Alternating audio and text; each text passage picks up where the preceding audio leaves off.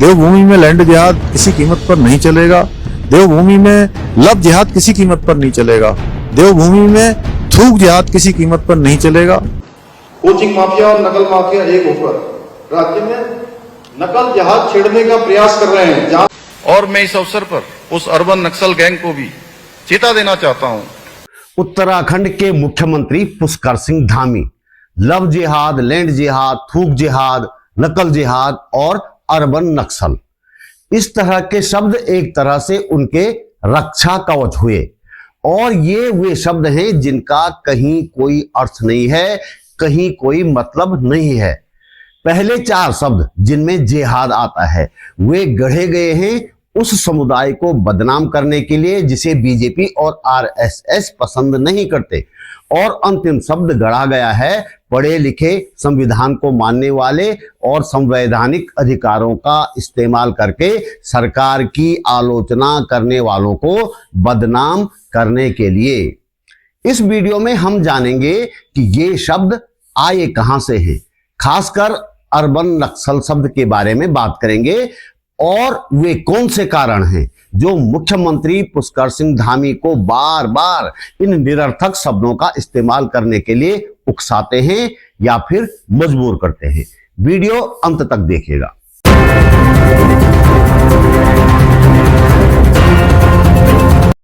नमस्कार, बात बोलेगी पर आपका स्वागत। बात बोलेगी चैनल नहीं, एक आंदोलन है। इसे आपके सहयोग की जरूरत है। मेरा नाम है त्रिलोचन भट्ट और मैं करता हूं जन सरोकारों की बात। शुरुआत अर्बन नक्सल से करते हैं। आजकल उत्तराखंड में पत्रकारों को अर्बन नक्सल कहकर खूब बदनाम किया जा रहा है। कौन है अर्बन नक्सल और कहां से आया है ये अर्बन नक्सल शब्द, जरा जानते हैं।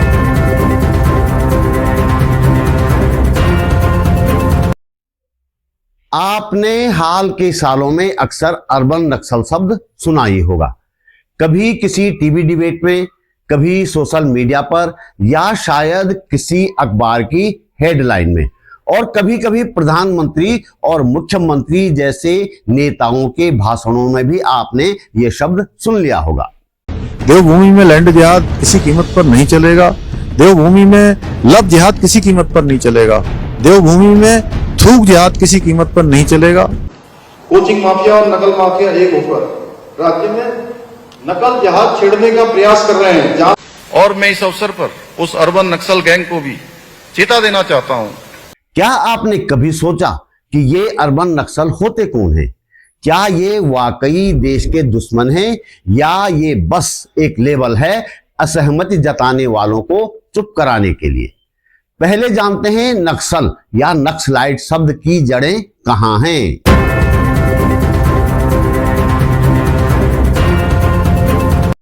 साल 1967 पश्चिमी बंगाल के एक छोटे से गांव नक्सलबाड़ी में किसानों ने जमींदारों के खिलाफ विद्रोह किया। इस विद्रोह के जनक थे कॉमरेड चारू मजुमदार।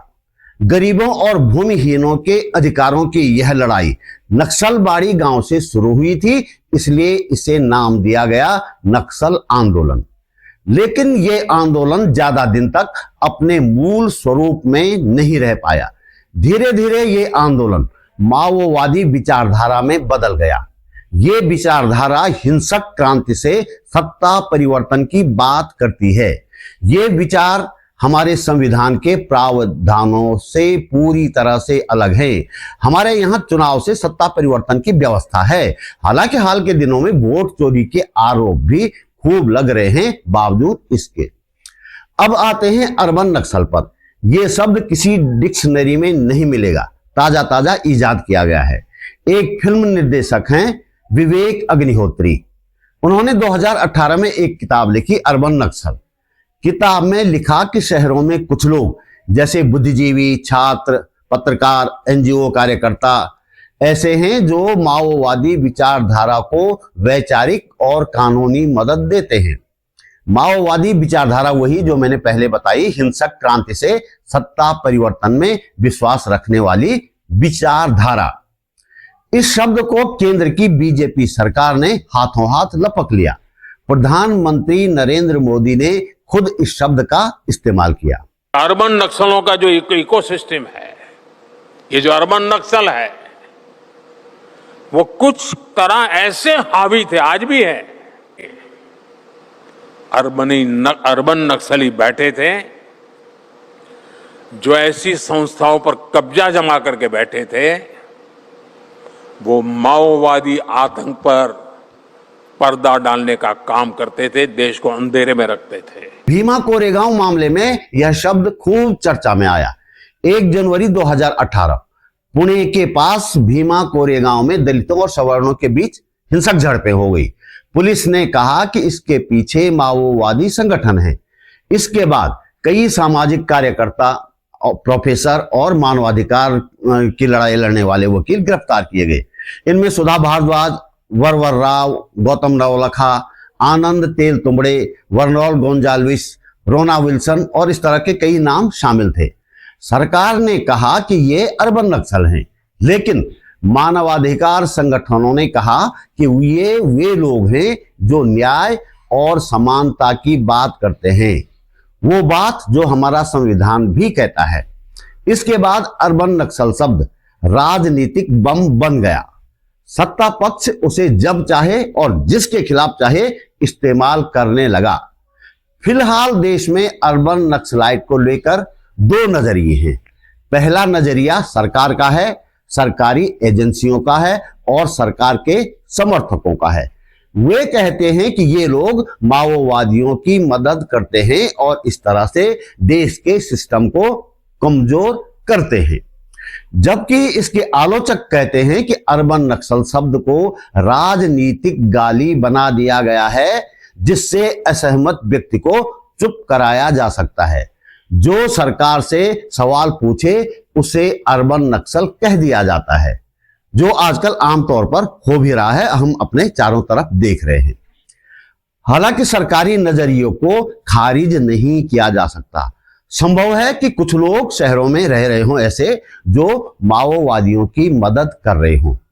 हम ऐसे लोगों को नियमानुसार भारत के कानूनों के अनुसार सजा देने के पक्षधर हैं, लेकिन इसमें संदेह नहीं कि ज्यादातर मामलों में अर्बन नक्सल शब्द का इस्तेमाल गलत तरीके से और संविधान को मानने वाले लोगों के खिलाफ किया जा रहा है। साफ तौर पे हम आजकल देख रहे हैं।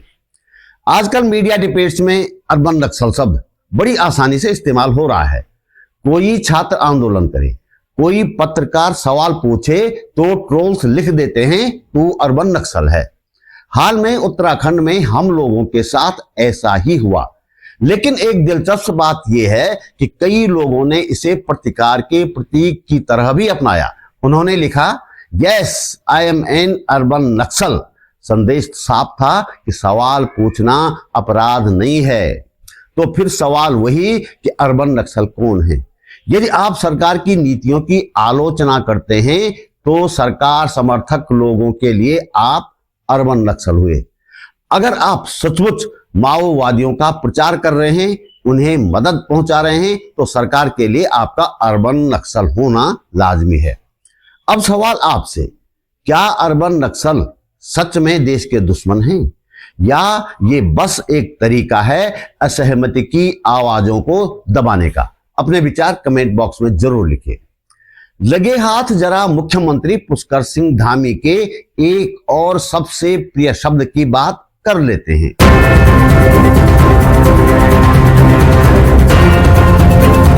जिहाद, लव जिहाद, लैंड जिहाद, थूक जिहाद और अब नकल जिहाद, इन शब्दों का इस्तेमाल मुख्यमंत्री करते हैं। दरअसल ये कोई शब्द है ही नहीं। जिहाद का अर्थ होता है संघर्ष या कठिन परिश्रम। जिहाद एक सकारात्मक शब्द है, गाली नहीं। यदि आप अपने अंदर की बुराइयों को दूर करने के लिए संघर्ष करते हैं तो वो भी एक जिहाद है। समाज में शांति, न्याय और समरसता के लिए आप संघर्ष करते हैं तो वो भी जिहाद है। और आप अत्याचार के खिलाफ, न्याय के लिए, धर्म और जीवन को बचाने के लिए संघर्ष करते हैं तो वो भी जिहाद ही है। लेकिन हमारे यहां इस शब्द का इस्तेमाल नफरत फैलाने के लिए हो रहा है, जो चिंताजनक है। और इसलिए ज्यादा चिंताजनक है कि मुख्यमंत्री खुद इन शब्दों का इस्तेमाल कर रहे हैं और बार बार कर रहे हैं। अब एक बात मन में आती है, क्या सच में उत्तराखंड में अर्बन नक्सल और जिहादी लोग इतने ज्यादा हो गए हैं कि मुख्यमंत्री को बार बार उनकी बात करनी पड़ रही है? सवाल यह भी है कि यदि सच में इस तरह के अपराधी इस राज्य में हैं, तो फिर ऐसे लोगों के खिलाफ सरकार कार्रवाई क्यों नहीं करती, क्यों चुप बैठी हुई है? इस सच्चाई को जानने के लिए हमें बस एक नजर राज्य की मौजूदा हालत पर डालने की जरूरत है। तमाम दावों के बाद भी सरकार पेपर लीक रोक नहीं पा रही है। युवा सड़कों पर हैं, अस्पतालों में न डॉक्टर हैं, न कर्मचारी, न दवाई, लोग सड़कों पर हैं। सरकारी स्कूल लगातार बंद किए जा रहे हैं, लोग नाराज हैं। बारिश के बाद से उत्तराखंड की तमाम सड़कें आज भी लहूलुहान हालत में हैं, लोग परेशान हैं। पिछले दिनों मैंने ऑल वेदर रोड की यात्रा की ऋषिकेश से माणा तक की। जिस रोड को सेना के नाम पर यानी कि सामरिक कारणों से चौड़ा करने की सुप्रीम कोर्ट से इजाजत ली गई थी, वह सेना के लिए बड़ी मुश्किल, बड़ी चुनौती बनी हुई है। मुझे जगह जगह लगे जाम में सेना के सैकड़ों वाहन फंसे हुए दिखाई दिए अपनी इस यात्रा में।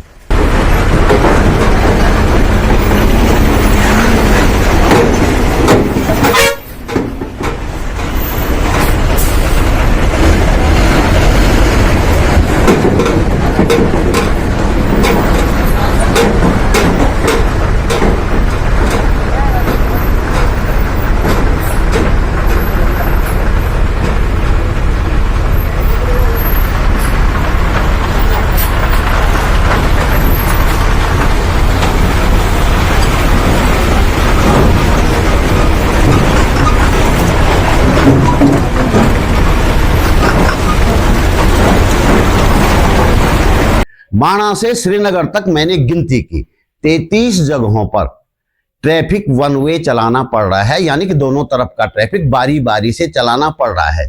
ये 33 वे जगह थी जहां ट्रैफिक वन वे वाला हिस्सा 50 मीटर से ज्यादा चौड़ा था। इससे कम दूरी वाली जगह गिनना संभव नहीं हो पाया।